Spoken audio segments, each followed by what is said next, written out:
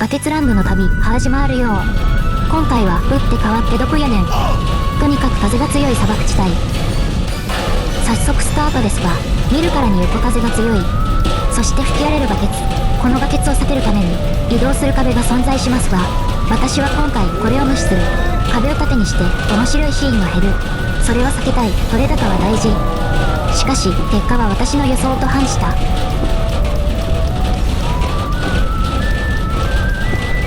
このレベルバケツの印象が強いが、その実バケツはさほど影響しない。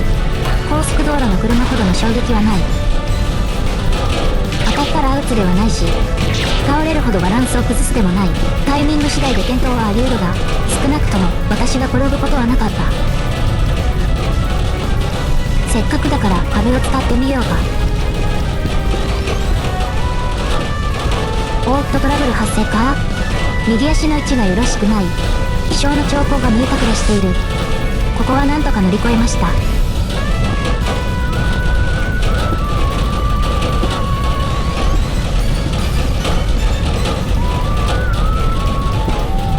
バケツってなんだよ。軸足に当たってバランスを崩すも直ちに影響はなし。何の面白みもなくクリア。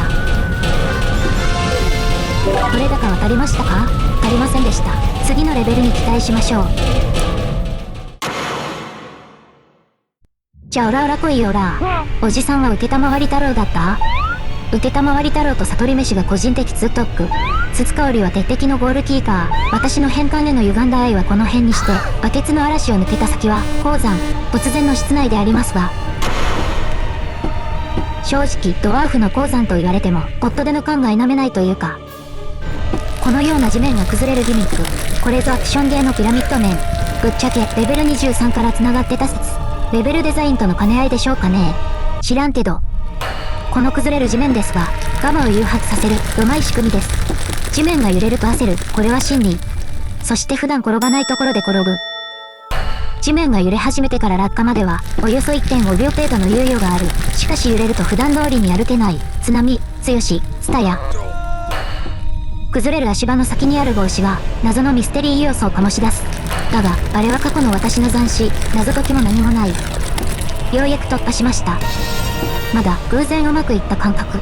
数少ない先へ進むチャンスだ。下り階段。あーっと急転直下。こういうことが起きるのか。これも急転直下。漆黒の闇夜に吸い込まれた。平行感覚に支障をきたしている。まっすぐ歩くことすらままならない。おお、警戒だ警戒だ。再びの下り階段。ここは大きなストライドで一気に乗り越えようというところか。バランスが崩れた。なんとか体勢を立て直した。この先はどうなっているのか。この地面動くぞ。なるほど、エガちゃんの棒幅跳び的な。地面を奥へ動かしたいが、ダメだ、うまくいかない。落ちた後に動くんかい。さあ再びの挑戦だ。これは気持ちが先走ったのか。左足で地面を押してしまった。地面だけが奥へ移動する。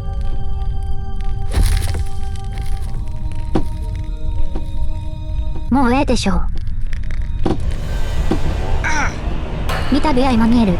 今回は着地位置を調整している。さあ行こうぜ。インナリューの内閣。総理大臣の誕生か。なんとか切り抜けた。さあ最後の難関であります。まさしく落下の美学が試される高所からの落下セクションであります。覚悟を決めたか。落下の美学だ。なんと右足だけで着地。弾むように前へ飛ぶ。ここで操作がおぼつかないのか。ゴール直前の悲劇。これは悔しい。戻ってきた。次こそ決めてほしい。同じく前へ弾んでしまう。しかし足を前後に開いて盤石。失敗から学べることがある。ついにドワーフの鉱山を制覇。